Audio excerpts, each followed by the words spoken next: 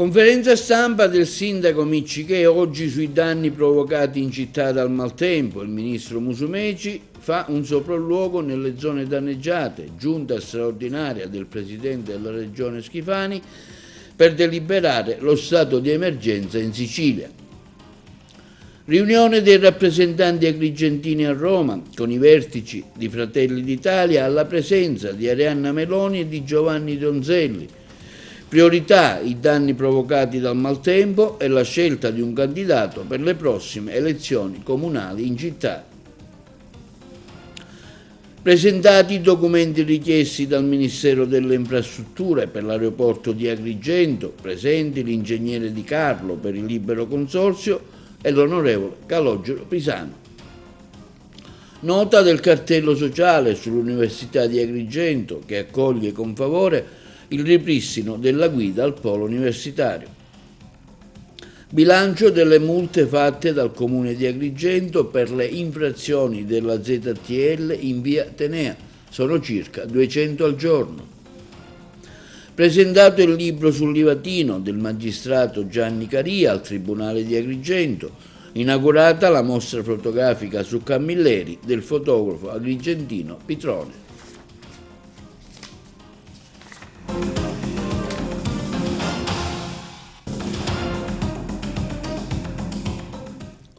Buongiorno e benvenuti col nuovo appuntamento di oggi, venerdì 23 gennaio del nostro telegiornale, conferenza stampa oggi del sindaco di Agrigento Miccichè sui danni subiti dalla città in occasione del ciclone Harry.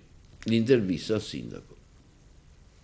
Sì, oggi ho voluto questa riunione operativa convocando gli enti preposti e competenti per affrontare la problematica del viale delle dune e della pista ciclabile. Tutti sapete che purtroppo grazie alle mareggiate si è danneggiata parte della pista ciclabile, in parte c'è stato anche un crollo proprio delle strutture.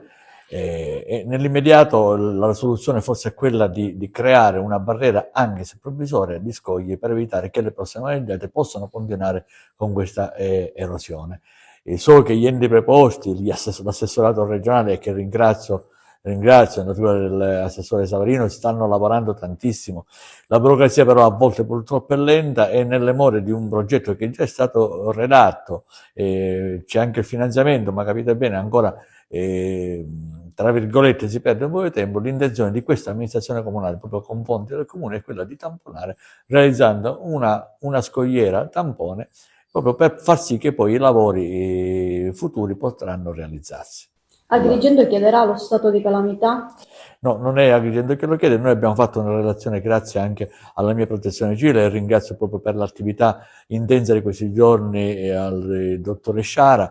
Abbiamo mandato quindi la nostra relazione alla protezione civile regionale, alla protezione civile della regione, grazie anche all'intervento del presidente Schifani, poi chiederà naturalmente al ministro Musumeci e al governo nazionale quindi lo stato di emergenza. E intanto il ministro della protezione civile siciliano Nello Musumeci ha effettuato dei sopralluoghi in alcune aree della costa siciliana colpite dal maltempo. Sentiamo il ministro.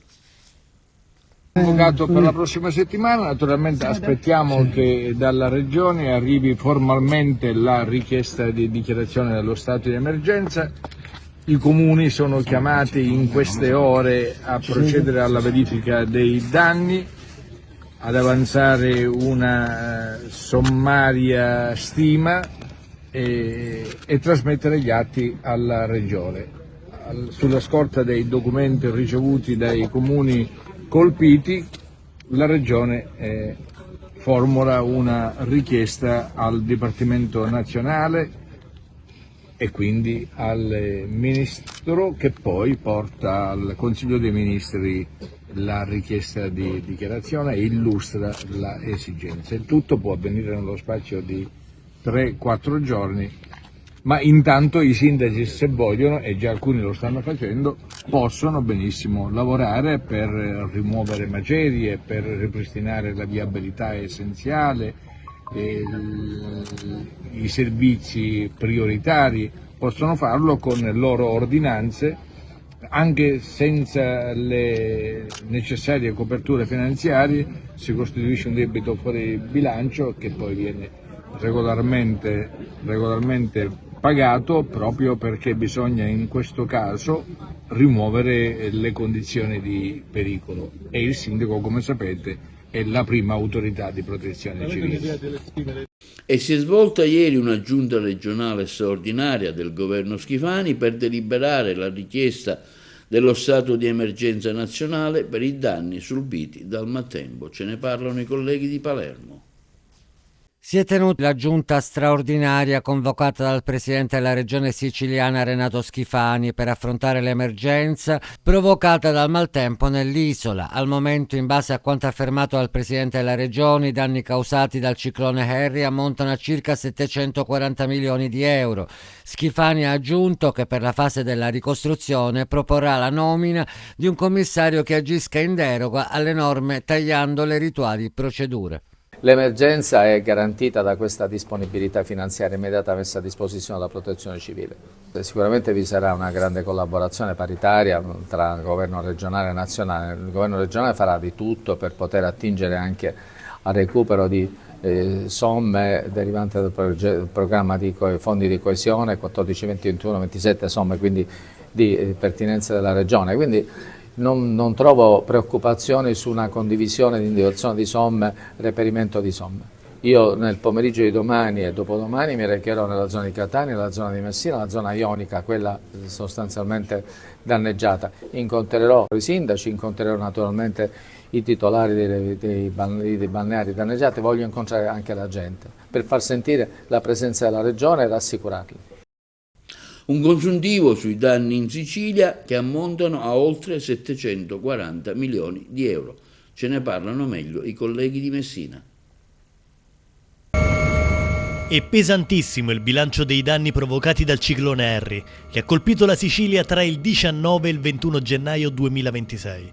Secondo una prima ricognizione effettuata dalla Protezione Civile regionale, la stima provvisoria ammonta a circa 741 milioni di euro. L'emergenza è garantita da questa disponibilità finanziaria immediata messa a disposizione della protezione civile. Sicuramente vi sarà una grande collaborazione paritaria tra il governo regionale e nazionale. Il governo regionale farà di tutto per poter attingere anche al recupero di somme derivanti dal programma di fondi di coesione 14, 20, 21, 27 somme, quindi di pertinenza della regione. Quindi non trovo preoccupazioni su una condivisione di individuazione di somme, reperimento di somme. L'esecutivo regionale ha deliberato lo stato di calamità e un primo stanziamento di 70 milioni di euro, di cui 50 milioni immediatamente disponibili e 20 milioni che saranno reperiti dai fondi globali attraverso un'apposita norma che il governo proporrà all'Assemblea regionale siciliana. Un evento senza precedenti, così Schifani ha definito il passaggio del ciclone Harry, sottolineando come si tratti del fenomeno meteorologico più violento degli ultimi anni in Sicilia. Ci siamo trovati davanti a un fatto di estrema gravità, ha spiegato il presidente, ricordando che una prima stima parlava di circa 500 milioni di euro, ma che un'analisi più approfondita ha fatto lievitare fino a 740 milioni. Non solo la Sicilia orientale ha subito le conseguenze più gravi del maltempo, anche la provincia di Palermo ha pagato un prezzo significativo, in particolare il comparto della pesca, con numerose imbarcazioni danneggiate o distrutte dalle mareggiate. Nel frattempo il governo regionale ha nominato il capo della protezione civile, Salvo Cocina, commissario straordinario per l'emergenza. La provincia più colpita risulta essere Catania, con una stima di 244 milioni di euro. Seguono Messina, con oltre 200 milioni, e Siracusa con quasi 160 milioni. Le tre province da sole concentrano oltre il 60% dei danni complessivi registrati in Sicilia. In tutte e tre le aree la voce più pesante è quella legata alla viabilità e ai servizi a rete, duramente compromessi da frane, smottamenti e allagamenti. Danni rilevanti si registrano anche in provincia di Agrigento, oltre 33 milioni, e a Palermo, più di 23 milioni, dove le criticità maggiori riguardano le infrastrutture portuali, con 13,5 milioni di euro di danni stimati. La provincia di Messina è la seconda più colpita in Sicilia, con una stima complessiva di 202,5 milioni di euro. Il dato più rilevante riguarda la viabilità e i servizi a rete, che da soli ammontano a 110 milioni di euro. Frane, crolli e allagamenti hanno causato l'isolamento di numerosi centri abitati, soprattutto nelle aree collinari e montanee dei Nebrodi e dei Peloritani. Particolarmente critici anche i dissesti idrogeologici, stimati in 27 milioni di euro, che confermano l'elevata fragilità del territorio. I danni agli insediamenti e all'edilizia residenziale ammontano a 10,5 milioni, mentre l'edilizia pubblica registra perdite per 1 milione di euro, in gran parte su edifici scolastici e strutture comunali. Colpito duramente anche il tessuto economico, le attività commerciali, produttive e balneari registrano danni per 20 milioni di euro, mentre le infrastrutture portuali arrivano a 15 milioni. I danni ai beni mobili sono stimati in 15 milioni, a testimonianza delle numerose abitazioni e attività invase da acqua e fango. Il presidente Schifani ha annunciato per domani e dopodomani una serie di sopralluoghi nelle zone più colpite di Messina e Catania, accompagnato dal commissario straordinario Salvo Cocina. Venerdì 23 gennaio il programma prevede alle 15:30 il sopralluogo a Taormina, a seguire Santa Teresa di Riva, intorno alle 17:30 incontro in prefettura a Messina con sindaci e operatori balneari. Sabato 24 gennaio invece il presidente si recherà nel Catanese, alle 10 sopralluogo ad Acireale, a seguire Playa di Catania. Alle 12:30 incontro in prefettura a Catania con sindaci e operatori balneari. Io nel pomeriggio di domani e dopodomani mi recherò nella zona di Catania, nella zona di Messina, la zona ionica, quella sostanzialmente danneggiata. Sto organizzando adesso, di questo pomeriggio mi dedicherò a organizzare questo giro, incontrerò i sindaci, incontrerò naturalmente i titolari dei balneari danneggiati, voglio incontrare anche la gente per far sentire la presenza della Regione e rassicurarli. E intanto nel Messinese l'esercito italiano scende in campo per i danni provocati dal ciclone, sempre colleghi di Messina.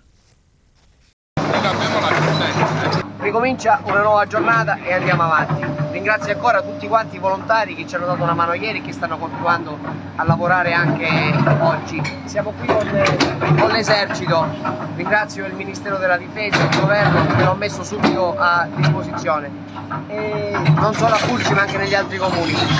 Faremo questi step, intanto vogliamo aprire una parte della carreggiata, la sabbia chiaramente sta andando di nuovo a mare perché la sabbia pulita può andare a mare, i pezzi grossi, il cemento, l'asfalto, diciamo la parte del cemento armato che apparteneva appunto al muro ovviamente sarà portato in discarica, saranno tolti tutti quanti i pezzi grossi e tutte le parti che appunto che non si possono ovviamente riutilizzare attraverso i camion dell'esercito italiano.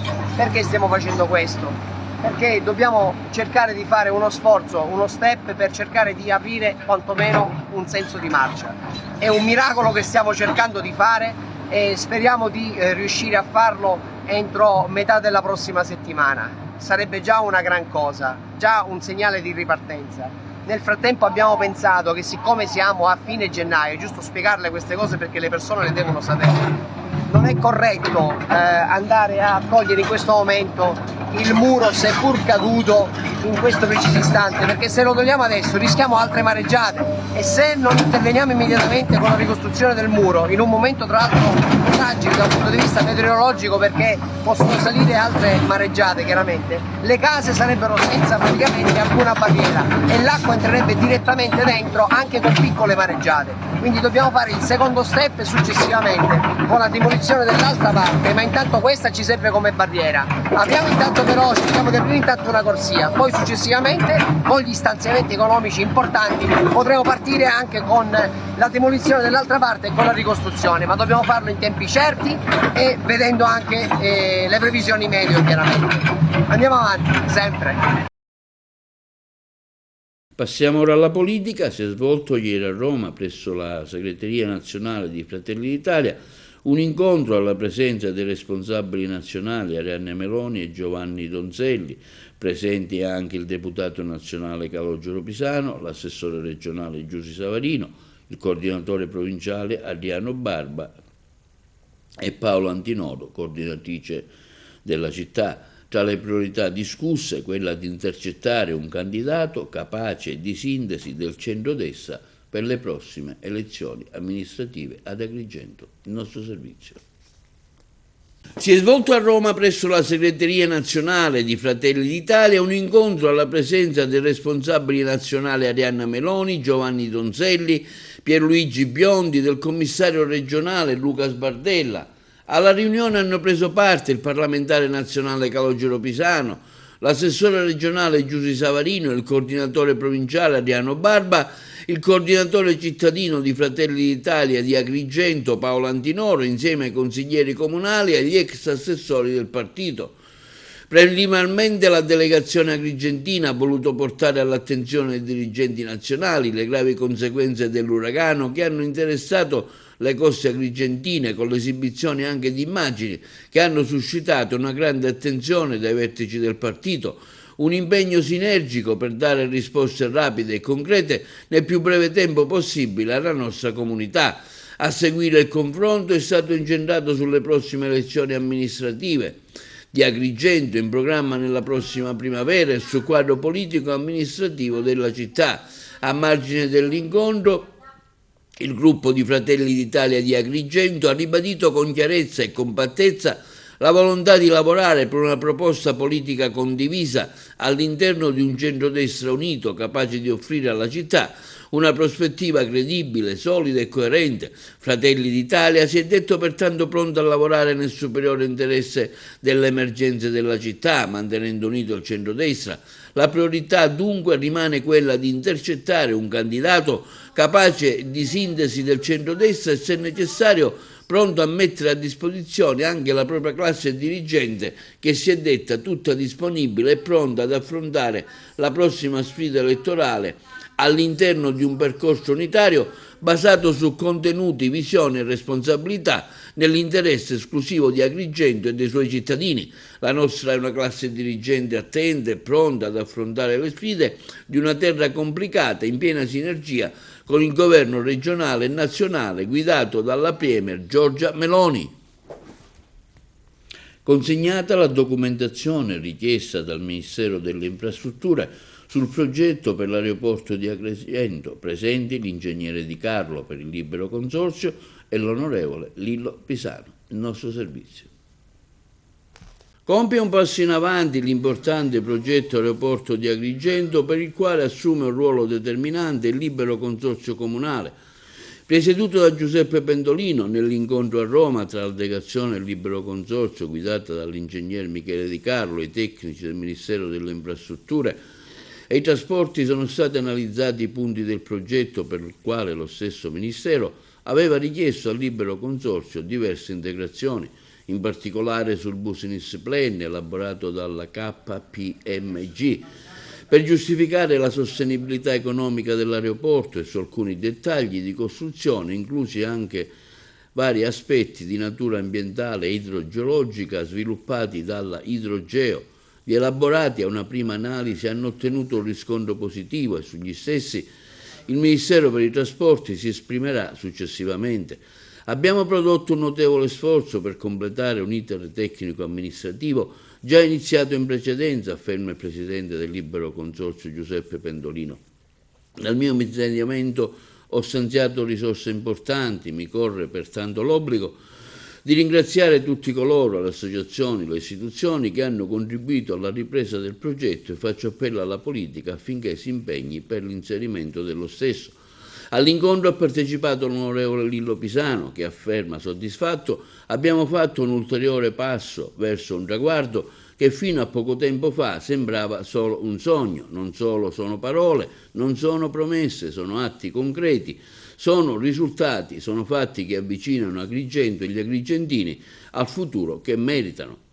Questo quanto spiegato da Lillo Pisano, deputato agrigentino, promotore dell'articolo 8 bis, che prevede per l'appunto la realizzazione di uno scalo nella provincia, che ha partecipato all'incontro al Ministero insieme ai tecnici del libero consorzio comunale. Il cartello sociale di Agrigento accoglie con favore la notizia del ripristino della guida del Polo Universitario di Agrigento, che ha visto la revoca della nomina di Nenè Mangiacavallo come presidente da parte della Giunta Schifani dopo il ritiro delle dimissioni di Giovanni Perino, che ritorna così alla guida del Polo di Agrigento di Servizio. Il cartello sociale della provincia di Agrigento accoglie con favore la notizia del ripristino della governance di Equa, auspicando che dopo una lunga introduttiva fase di stallo il Consorzio Universitario Agrigentino possa finalmente recuperare slancio e tornare a garantire le certezze e le prospettive solide per il futuro degli studenti. Il cartello sociale di Agrigento ritiene al contempo che le proprie reiterate sollecitazioni volte a superare l'impasse in cui il consorzio si era progressivamente impantanato possono avere contribuito a dare una mano per sbloccare una situazione che, oltre a essere dannosa sotto vari profili, stava assumendo contorni sempre più imbarazzanti.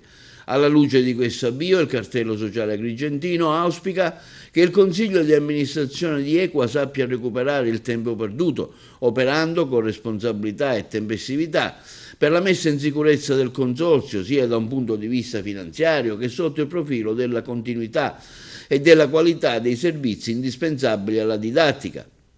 In conclusione, il cartello sociale ritiene doveroso stigmatizzare uno stile politico che poco rispetta la dignità delle persone, trattate come semplici pedine da spostare a piacimento in funzione di interessi di parte, anziché come risorse e interlocutori da valorizzare.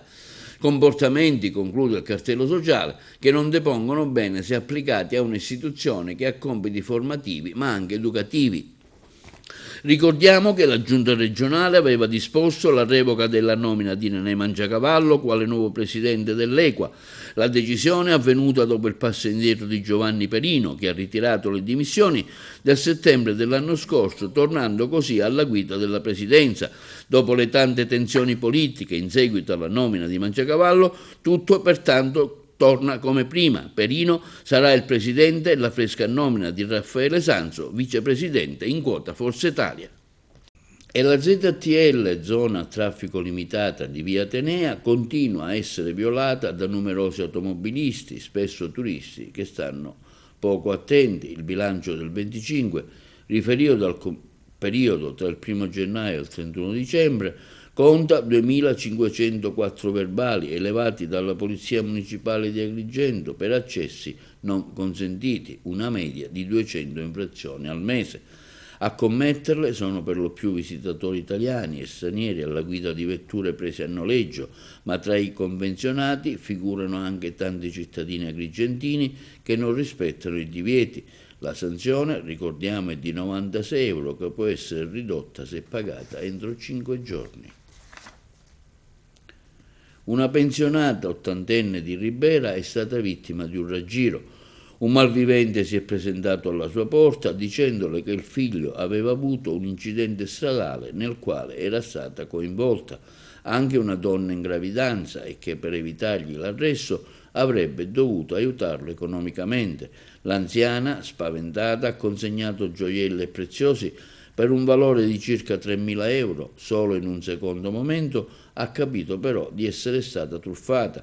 Con il figlio dunque si è presentata alla caserma dei Carabinieri di Ribera presentando denuncia contro ignoti per il reato di truffa. Al via le indagini che i militari dell'Arma per risalire all'identità del delinquente. Si tratta dell'ennesima truffa ai danni di anziani nella nostra provincia. Trovato con una pistola scacciacani modificata e resa funzionante, un 28enne di Mempi, Francesco Sabella, è stato arrestato dai Carabinieri nell'ambito di un'indagine coordinata dalla Procura della Repubblica di Marsala. Il giovane, indagato per truffa e trovato in possesso di monete false durante una perquisizione domiciliare condotta dai militari di Mempi del reparto di Sciacca, è stato trovato in possesso dell'arma che aveva nascosto all'interno di un forno collocato sul balcone della sua abitazione. Rinvenute anche 23 banconote da 100 euro contraffatte e 17 munizioni di calibro 7,65, 6 delle quali già inserite nel caricatore della pistola. Il GIP del Tribunale di Sciacca ritenendo sussistente il pericolo di reiterazione del reato, ha convalidato l'arresto disponendo la custodia cautelare in carcere. La quarta sezione penale della Corte di Cassazione ha rigettato il ricorso presentato dal Consorzio Autostrade Siciliane contro la sentenza di condanna al risarcimento dei danni in favore dei familiari del maresciallo dei Carabinieri Sebastiano Zingales, 53 anni, e del figlio Gaetano di 18 anni, vittime del tragico incidente stradale avvenuto il 21 gennaio 2011 sull'autostrada 20 nei pressi della Galleria Scafa, nel territorio di Capodorlando. Con la decisione della Suprema Corte diventa definitiva la sentenza emessa dalla Corte d'Appello di Messina nel marzo 2025, che aveva accolto l'appello proposto dall'avvocato Massimiliano Fabbio, difensore delle parti civili. In quell'occasione i giudici avevano condannato ai soli effetti civili il Consorzio Autostrade Siciliane, insolido, con un ex funzionario responsabile dell'area tecnica, riformando parzialmente la sentenza di primo grado pronunciata dal Tribunale di Patti nel febbraio 2023, che aveva assolto 2 imputati dalle accuse di omicidio colposo. Determinanti sono risultate le ricostruzioni della difesa delle parti civili in merito all'irregolare posizionamento delle barriere di protezione laterale nel punto in cui si verificò l'incidente. Secondo quanto accertato, se le barriere fossero state installate correttamente e in conformità alla normativa vigente, l'autovettura non avrebbe impattato contro il muro in cemento armato. Tali conclusioni sono state confermate anche dal consulente tecnico nominato dalla Corte d'Appello, l'ingegnere Fabio Boscolo.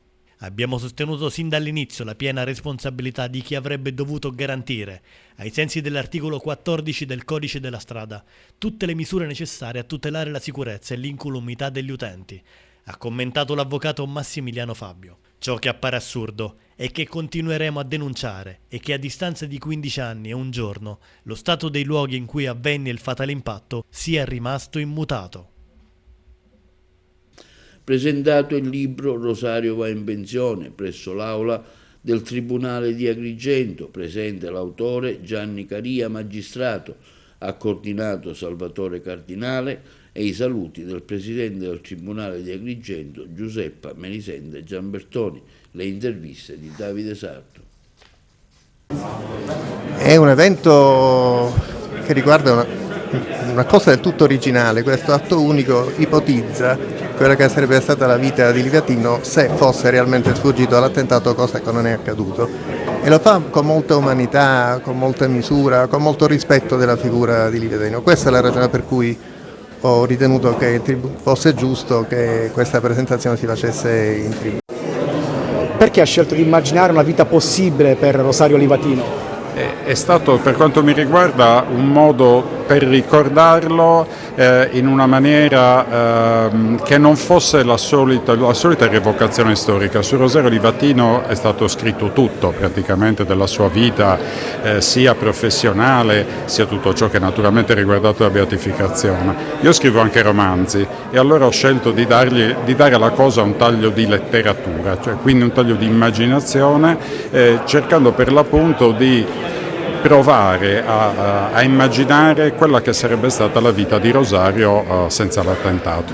A chi si rivolge questo atto unico? Ma si rivolge non in maniera privilegiata a una categoria o un'altra, è però sicuramente una riflessione su di lui, ma una riflessione su tutti quelli che per vari casi della vita finiscono per arrestare la vita prima del dovuto. Naturalmente anche una riflessione sull'essere magistrato, sulla coerenza, sulla credibilità, e immaginando che sia una riflessione fatta da un 70enne e non più da un 38enne. Linea alla regia per la pubblicità.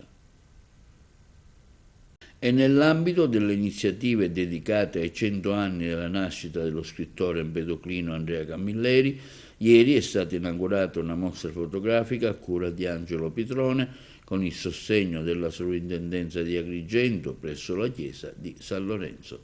Noi abbiamo seguito l'evento. Angelo Pitrone, autore di questa mostra fotografica che riguarda i 100 anni di Camilleri. Sì, questa mostra è dedicata ad Andrea, album, perché sono momenti sparsi nell'arco di più di 40 anni, dall'81 al 2010 grosso modo. Quindi quando lui era ad Agrigento a fare regie teatrali al Caos per il piccolo teatro pirandelliano, fino alla inaugurazione della mostra del 2010 di Fausto Pirandello. Nel mezzo c'è anche da Calmuto, la sua direzione artistica, l'inaugurazione del teatro Regina Margherita.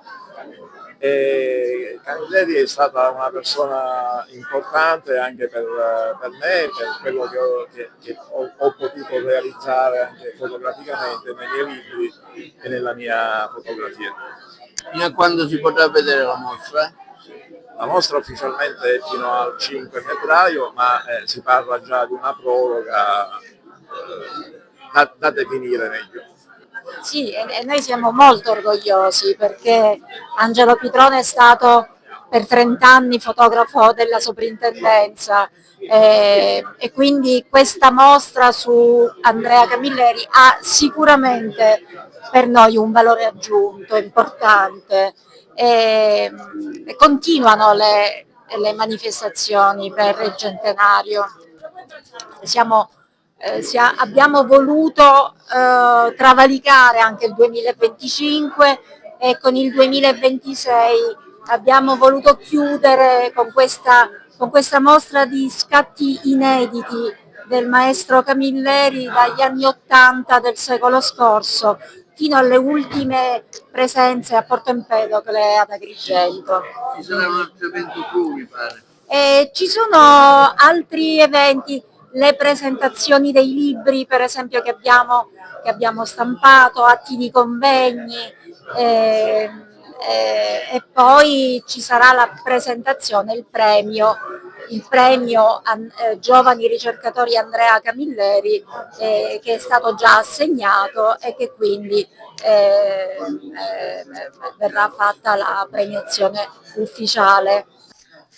Parliamo di questa mostra, un evento che riguarda i 100 anni di Camilleri, inserito appunto nelle manifestazioni in ricordo al grande scrittore di Porto Empedocle.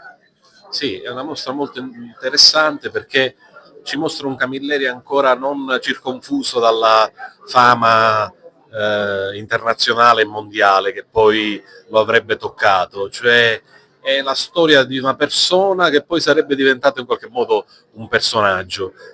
Angelo Pitrone ha avuto il fiuto giusto, la pazienza e soprattutto la mira per poterlo intercettare come un cecchino, no? Con la sua macchina fotografica, e lo ha immortalato in tante situazioni che lo legano alla settimana pirandelliana, quindi è una mostra che ci racconta anche quello che è stata Agrigento, alcune iniziative culturali veramente d'avanguardia e poi i premi, le iniziative per omaggiare lo scrittore che già era diventato uno scrittore di fama. Quindi sicuramente il modo migliore per chiudere questo centenario e per rendere a Camilleri una sorta di riconoscimento che gli dobbiamo come agrigentini e come lettori.